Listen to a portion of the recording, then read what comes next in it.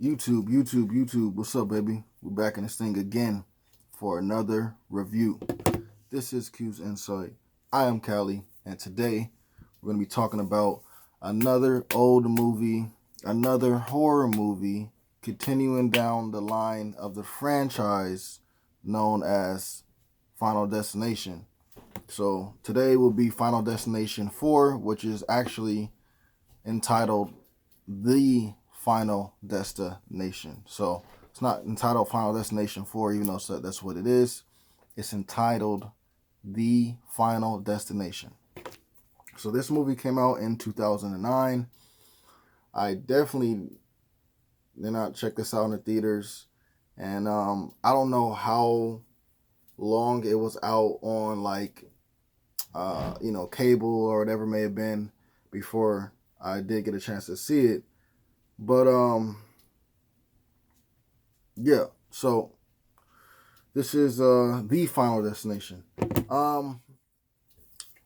So for this, if you've been in this channel before, you already know how we do it. We started off with the premise, 3 favorite scenes, the grade, and then we're on to the next one, right? So as always, Final Destinations, all the Final Destinations share the same premise. It is one character that gets a premonition of something that he's about to do or she's about to do. And because of that premonition, they get scared off of doing what they were supposed to do. And because of that, they escape death. And it's not only just that person that has a premonition, but it's also either people that are friends or people that they don't know, but they end up getting off with the person that has the premonition for whatever reason.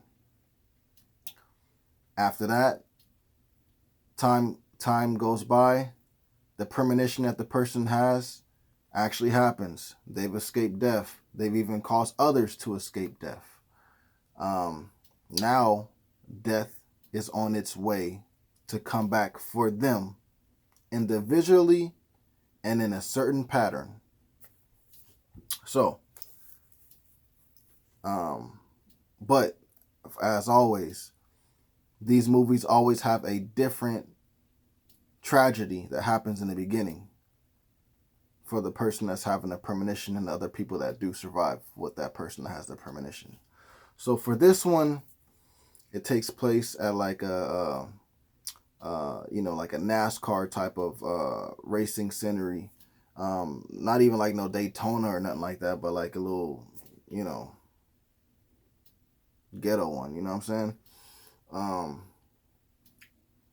So for this one, we do have a cast of people that are friends or that are boyfriend and girlfriend or just that know each other for this one.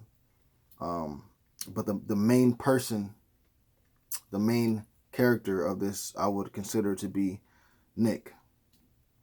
So as Nick, his girlfriend, and his friends were at this NASCAR type of race, Nick ends up having a premonition of one of the cars crashing, and because it crashes, it ends up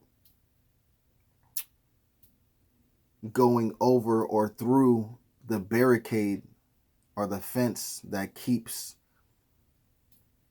the drivers and the cars separated from the fans and the crowd. So he has the premonition that the car flips out and it actually goes over the barricades and the gates, and it ends up crushing people in certain areas where the seating was for the fans. Also, the car blows up and then it kills people that way as well, and it destroys the arena that they're in, so it kills people that way as well. So being that Nick is having this premonition while watching the race, he ends up telling his friends and his girlfriend, yo, like, this is something's about to happen, something bad's about to happen. A fight occurs and other people are actually thrown out of the arena as well as Nick and his friends and his girlfriend. Um, so after that happens, then comes the disaster. The car does crash. It kills people in the stand when it goes over the barricade and the fence. The car blows up and um, causing other people to die from that. And also because of the car blowing up, the arena is super damaged and starts to fall apart. So you got people dying from that as well.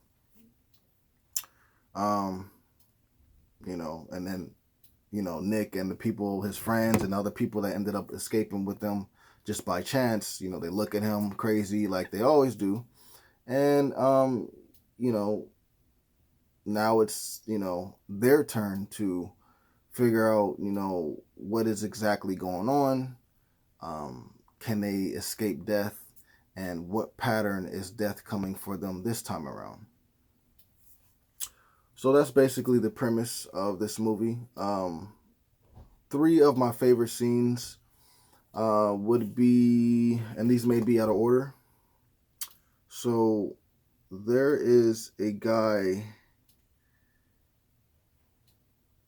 and so there's two guys, and okay, no, I narrowed it down. Okay, so there's a guy named Andy, and after the devastation and everything occurs, and Nick and his friends, and then even the people that actually left with them, they leave the the sitting area of the arena, and they're outside. You know what I'm saying? Outside of the arena, they hear the devastation. All the stuff that was supposed to happen. They hear it and see it and everything like that, and they're all standing in a group. And the guy Andy, his girlfriend is standing like pretty much like right next to them as well. And bro, from the car that blew up, like one of the tires like flew in the air all the all the way, bro, and just landed like right on her, bro. Like from a distance, I was like, "Yo, that's crazy!" Like in a flash, bro, just boom, she's just gone, like out of nowhere, bro. That was one of my favorite ones. Another one would be actually the guy that I was talking about. So first death is his girlfriend, and then the second death would be actually Andy. He's working. He's like a car mechanic or something like that. You know what I'm saying? So he's at the shop over there, and there's a lot of things to be worried about. You feel me? Like working at an area like that. And so basically, Nick and his girlfriend go over to Nick, his girlfriend, and I think George. They all three go over to see this guy Andy and let him know that, hey, death is after us. We think you're next. Be careful. You feel me? No matter what you do, be careful. And so they go to his job. A strange incident happens, and it makes him like, oh, okay, well, obviously they're telling the truth because I could have just died right there. So he walks with them. They walk outside of the area, like around the gate area, like the entrance of the car deal or the car shop, the mechanic place, whatever you want to say. So they walk over there. Andrew is on, the inside of the fence, and Nick, his girlfriend, and George are on the outside of the fence. And it's like a thick fence. You'll see it. You know what I'm saying? Anyways, they're like just talking to Andy, and they're like, look, like, you know what I'm saying?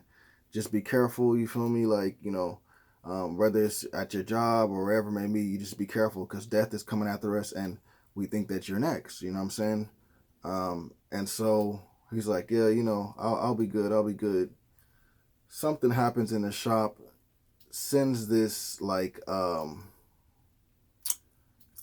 this God, I don't know. I kind of want to call it like it was like a gas tank. It was like a gas tank, and it just sends that straight towards the guy, and the guy turns around, hits him in his chest. He falls against the fence, and the fence is so, like I said, thick and sharp, I guess. Like he lands in the fence with his back, and he's like stuck into it, and some of his back is like cut out and shaped like the fence shape, and like hanging out of the fence. I was like, yo, that was crazy. And then my third favorite scene. It's not that it's the best death or anything like that, but it's just the fact that it's so reminiscent to Final Destination 1, when the girl got hit by that like bus or whatever when she's standing in the middle of the street. So it would be when George and Nick, they were on their way to like a hospital or something like that, or leaving from a hospital, something like that. And they're in the middle of the street for a second, and they're talking, and I don't know, Nick says something, and then George, he's like, yeah, man, and da-da-da-da, boom, ambulance just comes and just hits that fool right in the middle of the street, bro. Like, funny, bro. Funny, man. Funny, bro. So those would be like 3 of my favorite scenes. For the grade for this, man, I'm gonna break it down a little bit more, but for the grade for this,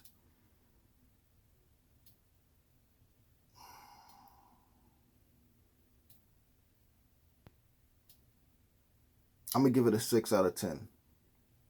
For the grade for this, I'm gonna give it a 6 out of 10. So now, out of all the Final Destination movies, there's 5 of them. Final Destination 4, or The Final Destination, is the weakest one. So again, Final Destination 4, which is actually entitled The Final Destination, is the weakest link in this franchise, for sure. It feels and looks pretty much like a straight-to-DVD movie. It really feels like something different than Final, even though it's like Final Destination has got, the chops of it, it feels different. Like, you know what I'm saying? You get a different vibe from it. And you'll notice that if you've seen the movie, or if you do go see the movie. But yeah, it was really crappy to me. Not as crappy as Jeepers Creepers 3, but this was pretty crappy to me. Not as crappy as VHS 94, but it was still crappy though, you know what I'm saying? So for me, like I said, this is the weakest one in the link.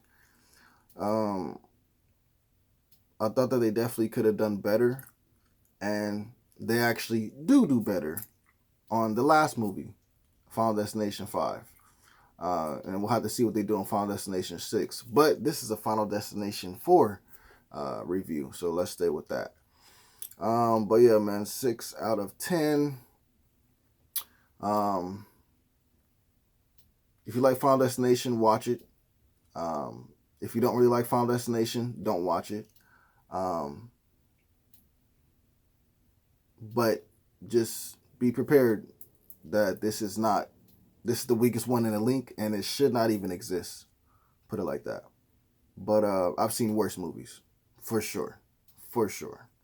But yeah, 6 out of 10, man. If you guys saw the movie, let me know what you guys thought about it in the comments down below. What were some of your favorite scenes? How do you rank 1 through 4? How does 1 through 4 get ranked by you guys? Did you actually enjoy this movie? Did you enjoy it? Because I didn't. Not really. It's watchable, like I said, but this was not the one out of the 5 that are out there right now. But yeah, just let me know about that in the comments down below. Please remember to like, subscribe, and share. As always, this is Q's Insight. I am Cali. Until next time.